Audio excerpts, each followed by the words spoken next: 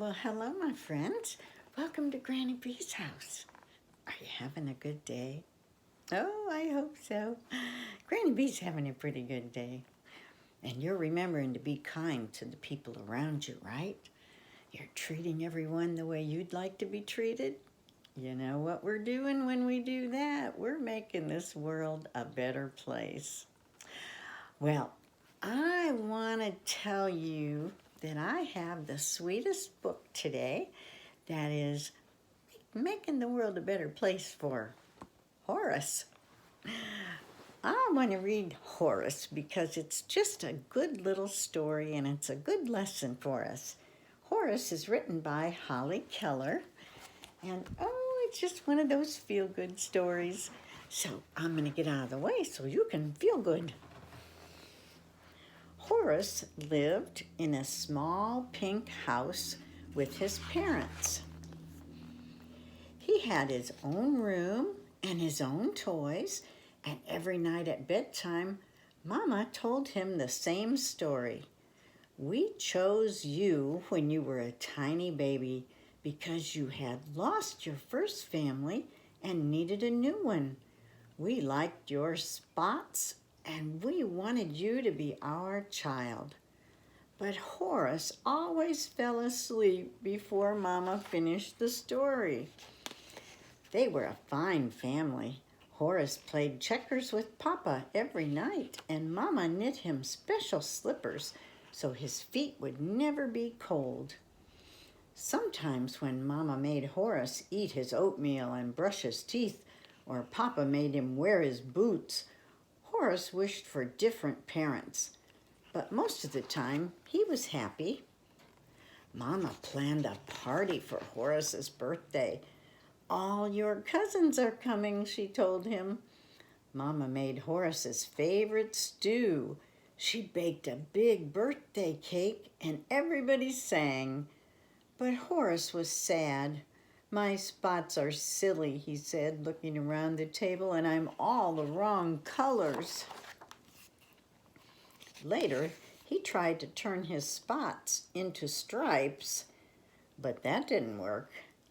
Then he cut some pictures out of magazines and hung them on his wall. That night, Mama tucked Horace into bed. She patted his back and told him the same story as always. We chose you when you were a tiny baby because you had lost your first family and needed a new one.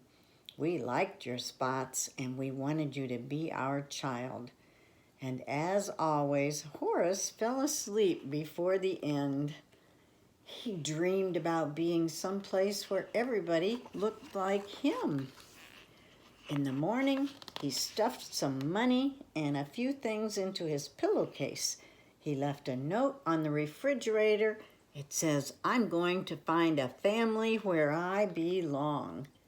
The park seemed like a good place to begin.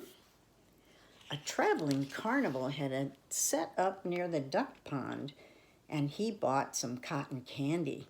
He was glad not to have anyone there to remind him he would have to brush his teeth. Then he got a ticket for the Ferris wheel. "I'll be able to see everyone from the top," he told the ticket man.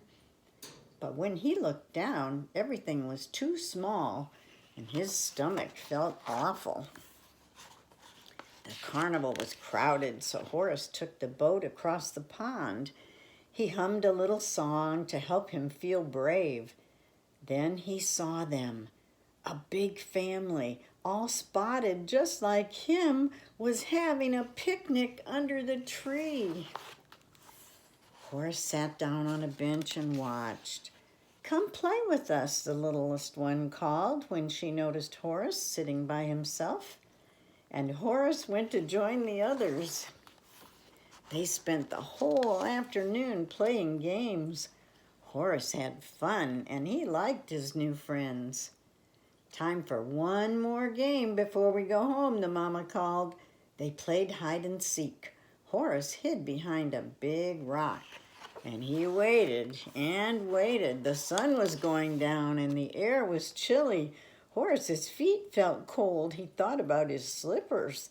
He wondered if Papa was waiting for him to play checkers and if Mama missed him. "Here he is," somebody finally shouted. But Horace didn't feel like playing anymore. "Come with us," his new friends said. Horace shook his head. "I want to go home now," he said. Horace caught the last boat back across the pond. The carnival was all shut down, but Mama and Papa were there, and they were looking for him. In a flash, he was in his Mama's arms.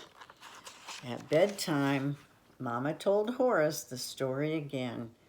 "We chose you when you were a tiny baby because you had lost your first family and needed a new one.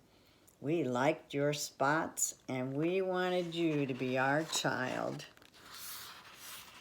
And this time, Horace listened all the way to the end. "Mama," he said just before he closed his eyes, "if you chose me, can I choose you too?" "That would be very nice," said Mama. "Then I do," whispered Horace, and he was asleep. Well, if you're in a family with foster parents, or if you've been adopted, sometimes you might feel a little different than the other people in the house, just like Horace. But you gotta know, all that love makes it a home. And oh, you are so loved. You are so loved. And Granny B loves you too. And I hope you'll come back and see me again so I can read you another story. Okay? Bye-bye.